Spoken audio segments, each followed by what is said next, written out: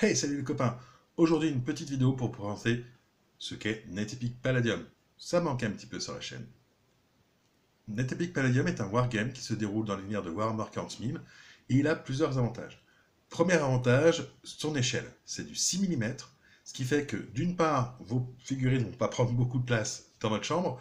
Vous pouvez transporter toute une armée dans une seule petite boîte. Autre avantage également, cela permet de faire de très grosses batailles. C'est-à-dire qu'au lieu de faire des batailles où on a deux détachements qui s'affrontent, comme à 40K, on va faire des batailles où plusieurs compagnies vont s'affronter les unes face aux autres. Autre avantage également, le fait est que le jeu est actuellement fait par des joueurs pour des joueurs, ce qui veut dire que on essaie d'équilibrer au maximum les codex, et on y arrive plutôt bien. On a ça, on a revu les règles afin qu'elles soient le plus claires possible et le plus équilibré possible. On s'arrange aussi pour que toutes les unités d'un codex soient intéressantes à jouer et qu'il n'y en ait pas une qui soit must-have et l'autre toute pourrie. Après tout, on ne vend pas de figurines, donc quelque part, on s'en moque. Euh, on essaye aussi de se maintenir au niveau des sorties de Warhammer 40 000.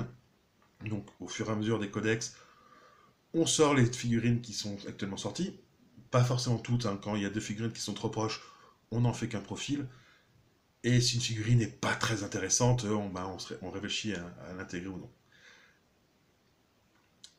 L'autre gros avantage également du fait que ce soit un jeu qui soit fait par des joueurs et pour des joueurs, c'est qu'on est vraiment à l'écoute de la communauté et que le jeu évolue. La preuve, il y a un an, on avait sorti la version NetEpic Palladium en V1, et on vient de sortir en juillet la version V2 des règles, en prenant en compte les retours des différents joueurs, des nouveaux comme des anciens, en écoutant toute cette communauté et en essayant de simplifier les règles, de les fluidifier et de dynamiser le jeu.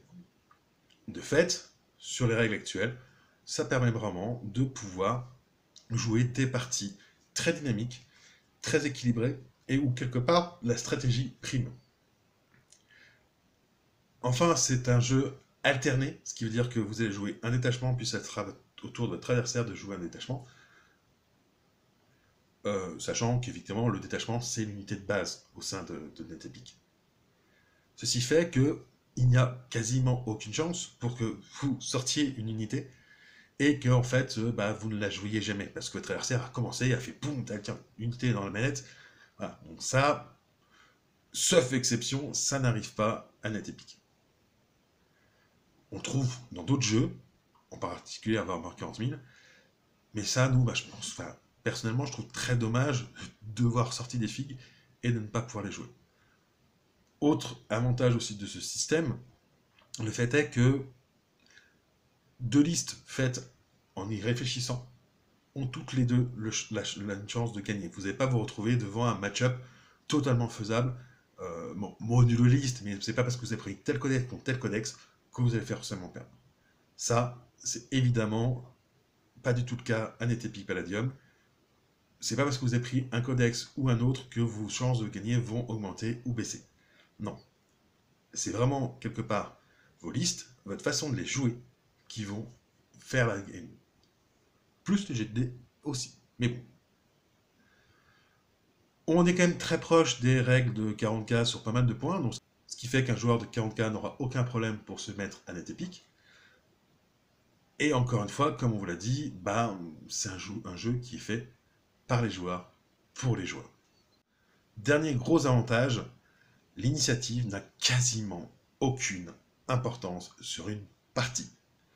D'une part parce que c'est un jeu alterné, mais même en prenant ce fait que ce soit un jeu alterné, le système de jeu fait que, vous n'allez pas pouvoir massacrer une unité avant que l'adversaire ait pu la jouer.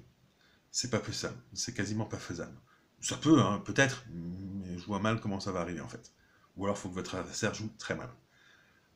Donc, c'est un vrai plus, parce que quelque part, vous avez sorti des figues, c'est pas pour les ranger tout de suite derrière. Et ça, c'est vraiment dommage. Moi, personnellement, un jeu où je sors des figues, je les joue pas et je les range, ouais, bof. Voilà, le jeu a vraiment intérêt à être très très intéressant dans mon esprit. Voilà, c'est le jeu auquel je veux jouer. Sinon, je vois pas pourquoi je continuerai ce jeu-là en fait. Donc voilà, c'était un petit peu la présentation Je vous mets aussi en même temps que vous entendez ma voix quelques photos pour voir ce que ça donne.